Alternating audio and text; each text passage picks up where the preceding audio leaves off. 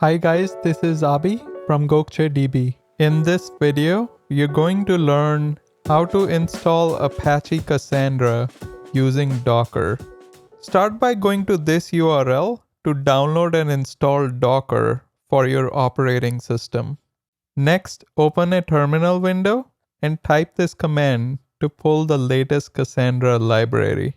Now you can use these Docker network and run commands to start Cassandra. Next, create a data.cql file to create a keyspace, create a table, and then insert some data. Now use this docker run command to execute the data.cql file using cqlsh. To start an interactive SQL shell, use this docker run command. To retrieve all the rows from the shopping_cart table, use the select star from table syntax. You can also use the insert into statement to insert more rows into the shopping_cart table.